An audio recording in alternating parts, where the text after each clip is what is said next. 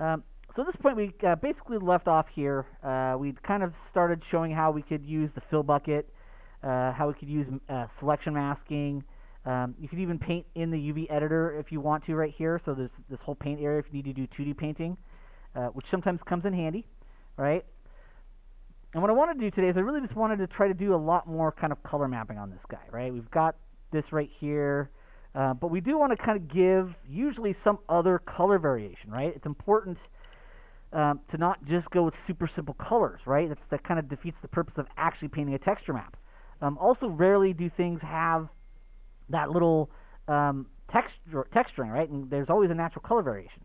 Usually you'll have lighter colors on the bellies of creatures. So this would be one of those instances where we wanted to paint with this texture, right? And the texture is already selected here. Right there, it's in our space there. If you do go to your brushes palette, though, so if we go back up to, because I've got the paintbrush on, right? There's the draw brush here. It's just a regular paintbrush. You'll notice that our very top of our modifier, our properties menu here, is that wrench and screwdriver, right? And that's your tool properties. And one of the things that you'll see is you can actually, for the different object you're on, you'll see the different textures. So you can actually see your textures right here to be able to go between them to paint with, right? So it's not exactly a layer system, but it does make it reasonably easy. Like I said, at the end of the day, if you really, really want to push Blender to do even cooler texturing, BPainter is a great add-on. It's not free. It's like $39, but it's awesome, and it's absolutely worth it. Gives you a proper layer system, brush browsing system, a bunch of brush presets. But it's really your core painting tools are still using these. So the core painting in Blender is good. It's just that they need that kind of layer system there. But going to the wrench and the screwdriver does give you access to your textures right here if you need to switch between a couple different ones. Because like you might have a transparency map or another kind of map that's not a color map, right? In this case, that was already selected. That was the one we were working on. But just in case, right, you can go to that wrench and screwdriver. And there's your body color you can paint on. All right.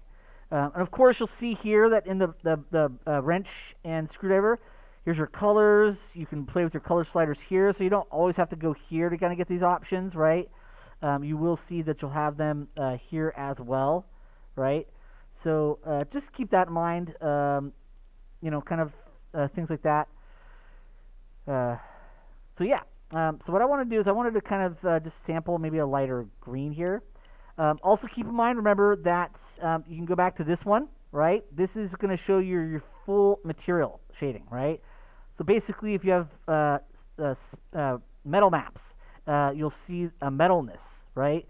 If you have glow, you'll see the glow, and you'll even see bloom if you turn it on, right? You'll see your normal maps. So generally, I love using the viewport shading material preview one, right, which is this one, because that kind of shows you the full EV real-time awesomeness. This one really you'll see is just the solid viewport shading. If you click on that, right, remember there is this little V right here, and you can go to flat, and that'll show you everything flat. But in matte cap, there is a matte cap in here. If you go to matte cap, or sorry, not matte cap, but studio. If you go to Studio and you click on this, there is one here that looks very solid white, right? If you click on that one, that actually still gives you some shading, but you'll notice that if I go up here to my color picker, it still actually samples the proper color. This is actually newer. That's the one I was looking for the other video, right? Because BPainter actually, just when you go to do a sample color, it actually properly samples without having to switch viewports. So BPainter spoils me a little bit, right? But flat is an option, of course. But Studio, and if you pick this one right here, kind of the lightest white one, it looks almost neutral compared to the rest of them. You see like highlights and shadowing on them. So it's kind of the one that looks the least shiny and the most white, right? What that is it's kind of going to give you a pretty accurate color view of this, as well as sampling, while still showing some shadowing from at least the base mesh, right? Some shading. Flat's fine, though, too, because really at that point you'd only really be going to it to sample colors, right? So it's kind of up to you on what you want, right? But the viewport shading one right here, The material preview is the one we really want because we can see the normal map, we can see everything like that. So I'll go back to here. I'll just click on that to eyedropper. Boom. There we go. We can sample that color a little really quick. All right. Go back to that. And that's our sample color. Now, of course, one of the things I could do is we could go to this color or we could go to this one right here, right? And you'll notice you click on this and it brings up those same controls. So if you do really just not want to go up to this one and get the eyedropper, it's kind of right there, right? But you could turn up the value, right? So you notice how there is a slider on the side here that if you go up to white, it makes the green lighter. If you go down to black, it makes it darker. So you do have a value control right here for your color. And you could even go kind of to here to maybe even make it a little bit closer to kind of a whitish gray. So you see how we're kind of picking a lighter green color? That is important for us, right? In this case, I don't have, I'm using a mouse for this, so I'm going to turn off the pressure, but this will actually take into consideration your strength based on the pressure sensitivity of a Wacom pen, right? I'm going to turn the strength down a lot, right? Because I don't want to paint a really heavy color here. I want to paint it just a little bit. Now, one of the things I've noticed is you can get some weird projection painting sometimes if your symmetry is on with overlapping UVs. And remember, we have overlapping UVs on this, right? If I go to UV editing and, we do select all, these UVs are on top of each other, right? So these legs are on top of these legs. So these are overlapping UVs. So I turn symmetry off, actually. Obviously, if you don't have overlapping UVs and you want to paint, this should work fine. It's just that I found there's a weird, slight glitchy conflict. If your UVs are overlapping, it's painting already the same texture on both sides because UVs are on top of each other. And then the symmetry is trying to do it too. And so it's kind of like they're fighting each other, right? So if you have fully asymmetrical UVs, this shouldn't cause you a problem when you need it to be on. But if you have overlapping UVs, this is unnecessary. And it can kind of fight it a little bit. So I actually turn my symmetry off when I'm painting on overlapping UVs. And we decided overlapping UVs would just be easier for us to UV interwrap and paint. And remember, it makes our texture act twice as big as it is, right? We can effectively make a 2048 look like a 4096 because it's on both sides, right? So the only thing you have to download in a download to your PS5 or your PS4 or your computer is the 2048 texture. But when it goes into the game and it's being rendered in the game's rendering engine, it effectively gives you the effect of a 4096. You do lose symmetry, though, or asymmetry, right?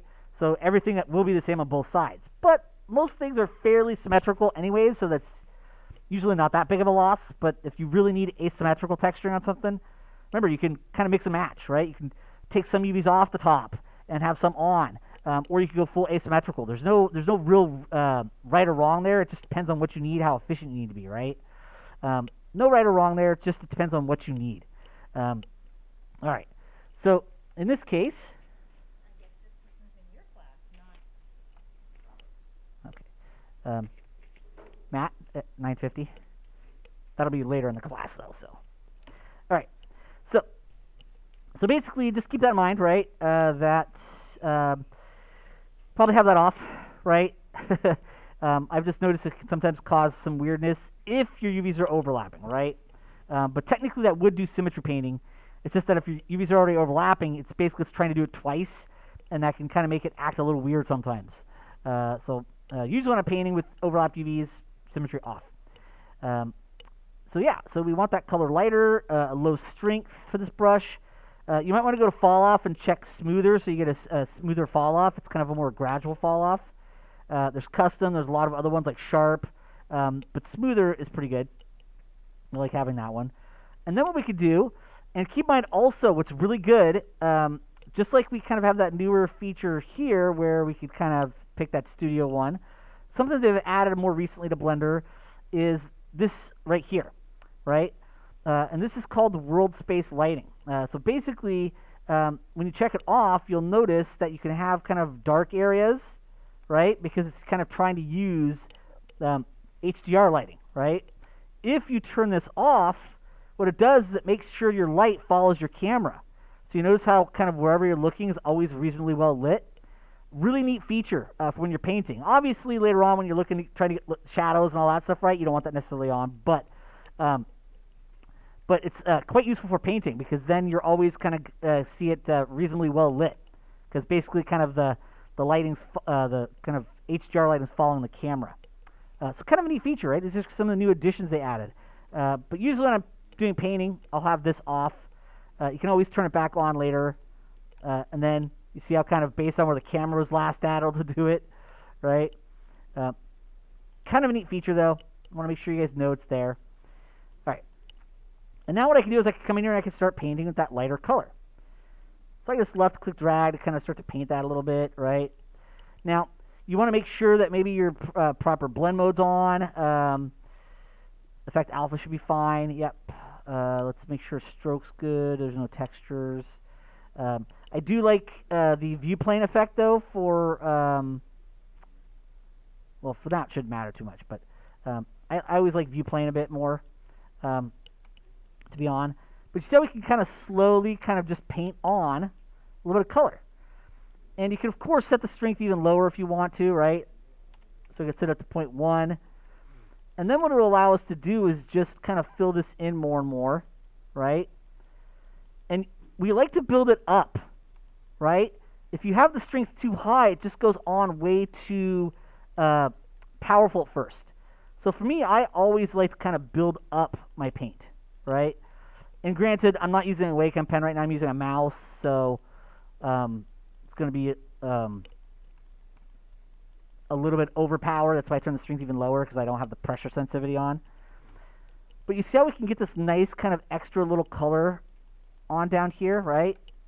Like I said, long term, if you really want to push Blender to further levels of texture painting, get B Painter, and then you'll have a much more proper and quite easy to use layer system, right? But you'll notice with that low strength, with fall off set to smoother, you'll see we can kind of build up this subtle kind of blending effect, right? And we could build it up more and more, and that way we get some natural variation even within the variation. But now we have this nice kind of lighter color under here. And of course it looks darker on the projector than it is actually on the monitor, but very, very useful to kind of paint up like this, right? I'll make my brush size a little bit bigger so I can kind of get more going on there. And this could just really allow you to quickly and easily build it up. But it's always better to build it up, right? If you go too heavy too early, then you're like, ah, man, I have nowhere to go, right? It's harder to go back down. So it's always better to go low strength and kind of build it up than the inverse. And you'll see that we can now come in here and we can just start to paint this, right? So there we go. I can get some kind of lighter coloring in here. Maybe make our brush size a little smaller. Remember, the left and right bracket keys can control your brush size. Of course, the size is here. S can also, of course, control that as well. But I like the bracket keys. There we go. But you'll notice we're slowly kind of building this color in here, right? So this is very, very useful to kind of give you some natural, nice color variation, right?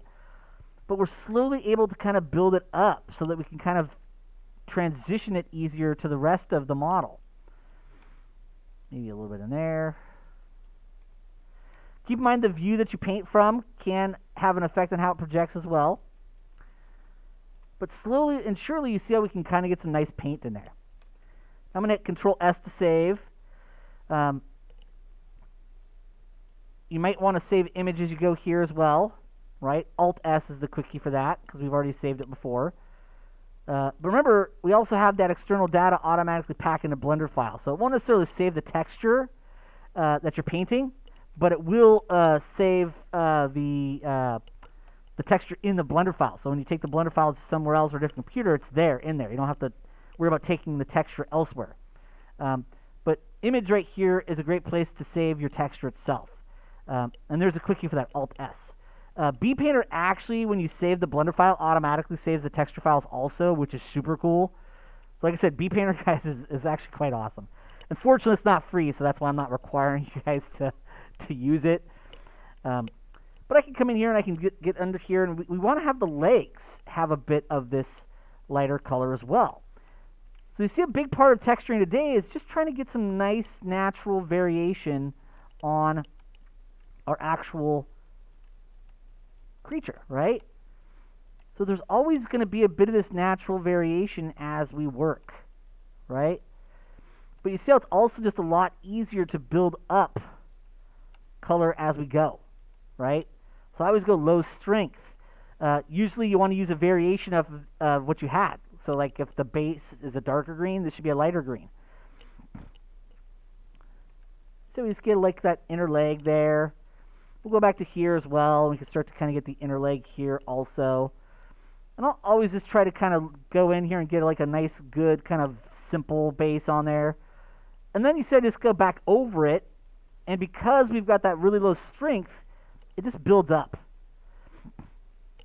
Technically, you can turn accumulate on, and you see how it'll kind of build up even faster. And I like that sometimes, but I do kind of tend to have it off by default because it does tend to build up a little quicker.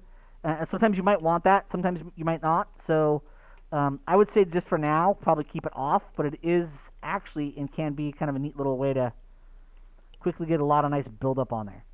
But you see I'm keeping my brush size small because if it's too big, it'll try to paint on these sides. You get that weird streaking. So remember, projection painting is painting based off of the camera view, and any polygons that are facing away from the camera, right, the normal direction is facing away from the camera, it won't paint on those well. It'll kind of get that weird streaking and stuff like that. So keep that in mind. In fact, in fall off, you'll see there is a normal fall off with an angle that controls how much that fall off will paint on other stuff. So kind of some neat little tricks and things to know about painting in here.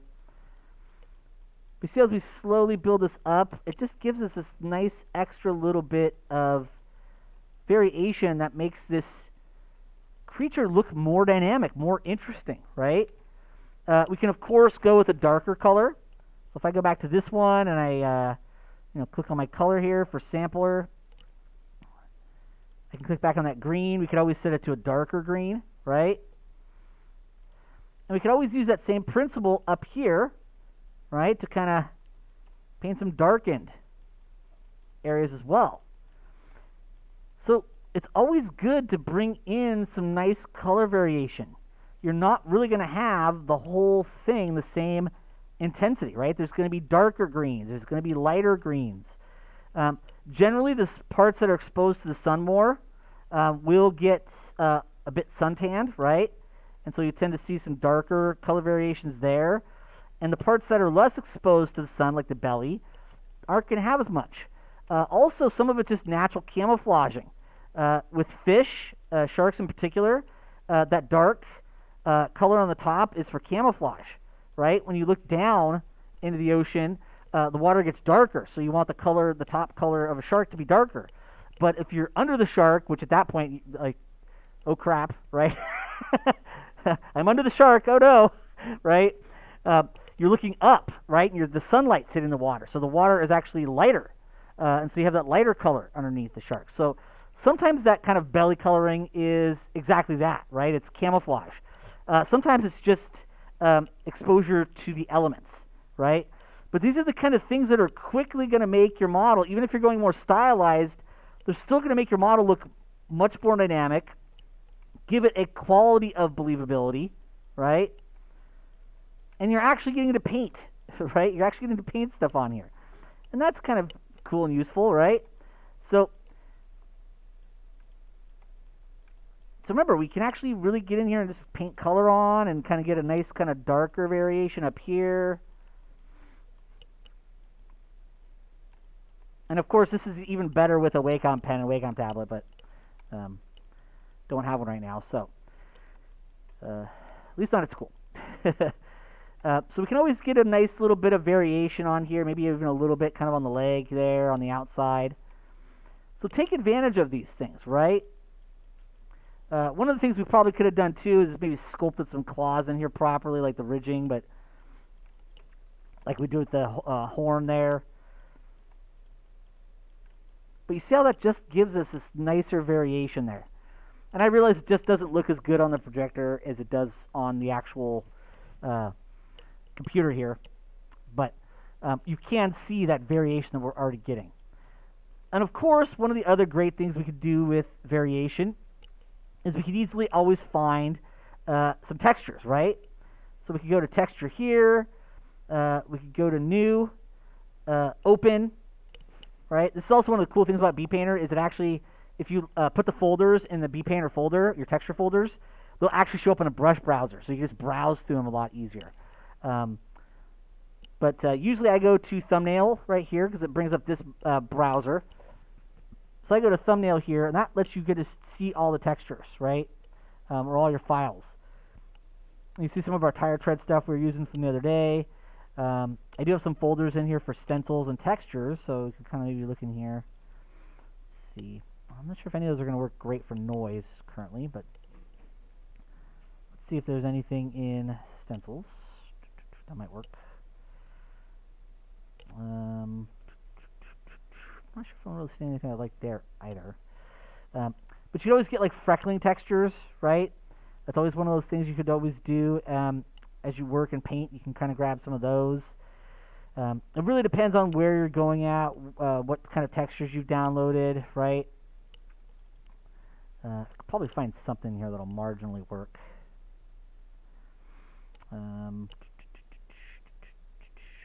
Actually, I think that would kind of work, but at least as an alpha. All right. So we'll kind of click on that. There we go. Now this will paint it, but remember, we loaded it into texture here, and it is set to view plane. So it is going to paint this right on the surface. We'll set the color to a lighter color, though. Remember, your color actually does affect it. So white will paint it actually as it is. And you see how it's just kind of painting that as kind of this noise effect. But if you were to, say, get a proper texture mask, you could always load in, like we could delete that there, but go to texture mask and find it here. Set that to view plane, right? And what this will do is it'll actually paint it as a mask. So if I was to, say, pick like a dark green again,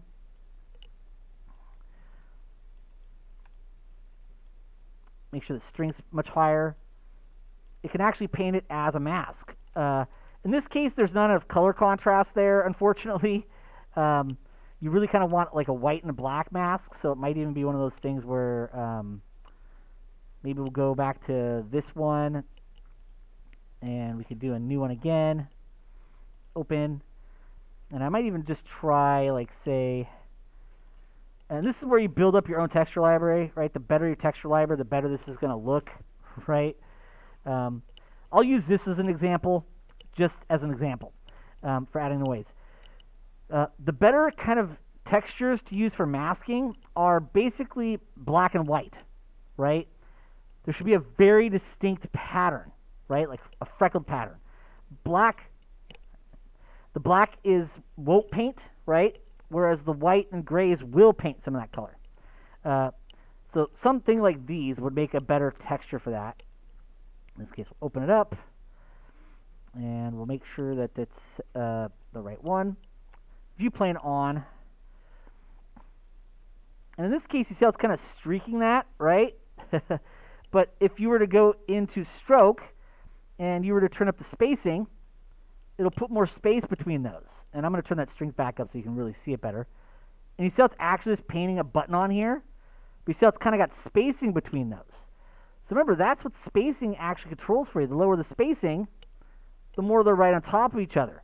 And so you can see when you have a proper freckle texture, or freckle alpha, as they say, kind of a black and white, this will paint better, right? So remember, you can actually control the space between your stuff dropping, right? A lot of you guys remember that from Mudbox. Of course, we could switch this to, say, anchored, and then we could just drag this in, right? But you'll see by using texture mask, what it does is it just paints the color, right? It's not painting the whole image. If this was in, say, texture, right here for view plane, you see it actually will paint the whole texture. In this case, the color will tint it. So if I set that back to white, it would basically paint exactly that. It has a little bit of fall off because of the smoother, right? But you see how if it's plugged into texture, it'll paint it exactly as it is, like a stencil. If it's in texture mask, it'll actually paint basically whatever color is white or gray with the color you picked. And then the black won't paint, right? So you do actually have the masking effect, which could be great for adding generalized noise. But you would want to use texture mask. And view plane, you'll see, kind of lets it just paint based on the camera. You can pick your different strokes and even control the spacing between those strokes. In this case, you probably want to have a better downloaded texture for that stuff, right? But you kind of get the idea, right? I think that'll probably be a great place to stop for today. And I'll take a little more of a look at this again on tomorrow. We'll use some stencils to paint this. We'll start painting some textures on the gear. I'll eventually show you guys how to do an alpha map also for some tears and cloth. And those will be the big maps we'll do for this one, right? Because we got the normal mapping for the details. We'll have just some nice coloring for color maps. Maybe get a spec map on there too for some metal just for the rivets. But I think this will be a good one just because I just want to talk to you guys about some of these options. We'll see a little more of them on Tuesday as well. But just doing this kind of basic coloring is going to help you a lot, right? And remember, you could load these textures in.